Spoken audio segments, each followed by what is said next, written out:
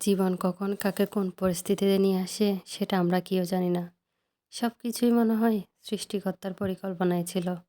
না হয় দেখো না, যে মেয়েটা একটা সময় নিজেকে সামলাতে পারতো না, আর আছে সংসার সামলায়, একটা মেয়েকে সামলায়, নিজের সংসারটাকে আগলে রাখে। যে মেয়েটা একটা সময় একটা মরিচ কাটলে হাত জ্বলতো, কান্না করতো, আর আজ সেই মেয়েটাই কাটা হাত নিয়ে সব রান্নাবান্না করে। তার শুধু এটাই চাওয়া, তার রান্না খেয়ে তার পরিবারের মানুষ যেন একটু হাসি মুখে থাকে, তার একটু প্রশংসা করে। আসলে মেয়েরা একটু যত্ন, একটু ভালোবাসা, এর চাইতে মনে হয় না বেশি কিছু চাই।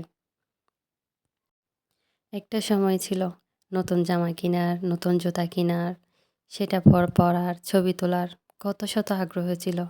আর আজ সে মেয়েটাই একটা নতুন জামা কিনলেও সেটা আলমারিতে পড়ে থাকে। তার ওই জামাটা পরারও সময় থাকে না, ওই জুতাটা পরে দেখারও সময় থাকে না। মেয়েরা আসলে পানির মতো, যেই গ্লাসে রাখে সেই গ্লাসে তাদেরকে মানায়। একটা সময় যে মেয়েটা কেউ কিছু বললে পুরো বাড়ি মাথায় তুলতো, আর আজ সেই মেয়েটাই স্বামীর সব কথা শুনেও হাসি মুখে মা বাবার সাথে কথা বলে, তাদেরকে কিছুই বুঝতে দেয় না। বাবার বাড়িতে কিছু হলে সেটাও স্বামীকে বলে না। আসলে মেয়েরা অনেক বেশি ধৈর্যশীল। তাদের ভিতরে যাই হয়ে যাক না কেন, হাসি মুখে সবার সাথে কথা বলতে পারে, হাসি মুখে সব কিছুই মানায় নিতে পারে।